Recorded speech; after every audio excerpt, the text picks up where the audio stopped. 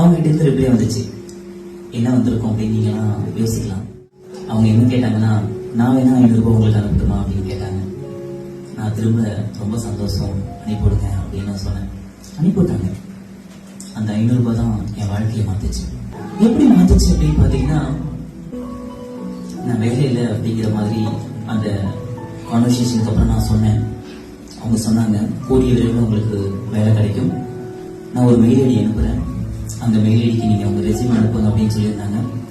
ரொம்ப சந்தோஷமா நானும் சரி அனுப்பலாம் அப்படின்னு சொல்லிட்டு அனுப்பியிருந்தேன். அப்புறம் கால் லெட்டர் வந்து இந்த மாதிரி 22 உங்களுக்கு இன்டர்வியூ இருக்கு, நீங்க வந்து அட்டென்ட் பண்ணுங்க அப்படிங்கிற மாதிரி சொல்லியிருந்தாங்க. ஆனா 21 அன்னைக்கு ஈவினிங் எனக்கு 3 o'clock கால் வருது. அப்பாவுக்கு ரொம்ப முடியல, ரொம்ப கஷ்டப்பட்டு இருக்காரு அப்பா, கொஞ்சம் நீ சீக்கிரமா அப்படின்னு சொல்றாங்க. சரி நம்ம கிளம்பி போகலாம் அப்படிங்கிற மாதிரி பதட்டத்தோட நான் கிளம்பி போறதுக்கு ரெடி ஆகிட்டு இருக்கேன். திரும்ப குறிஞ்சி வருது, உங்களுக்கு நாளைக்கு கால் லெட்டர் வந்திருக்கும், நீங்க போய் இன்டர்வியூ அட்டன் பண்ணுங்க அப்படின்னு சொல்லிட்டு. அங்க போலாமா இங்கே போலாமா அப்படின்னு யோசிச்சேன். ஏன்னா நிறைய பேர் சொல்லி என் காதலை கேட்டுச்சுல, தங்கை சொல்லு அப்பா எப்படி நல்லா இருப்பாரு அப்படின்னு சொல்லிட்டு ஒரு ப்ரேயர் போட்டுட்டு என்னோட கண்டினியூவா அடுத்த நாள் இன்டர்வியூக்கு போகலாம் அப்படின்னு சொல்லிட்டு ரெடி பண்ணேன். இன்டர்வியூக்கு போனேன்.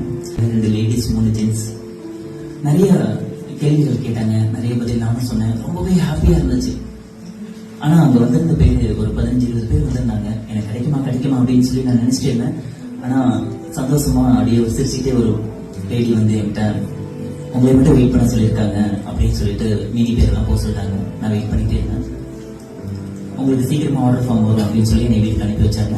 நான் வீட்டுக்கு வந்து திரும்ப என்னோட அப்பாவை போய் பார்க்க போயிட்டு வந்துட்டேன். அந்த மெசேஜ் பண்றேன் உங்களுக்கு, நீங்க சொன்ன மாதிரி நான் இன்டர்வியூ போயிட்டு வந்தேன், எனக்கு கிடைச்சிருச்சு, இப்பயாவது சொல்லுங்களேன் நீங்க யாருன்னு, உங்களை பார்க்கணும்னு எனக்கு ஆசையா இருக்கு அப்படின்னு சொல்லி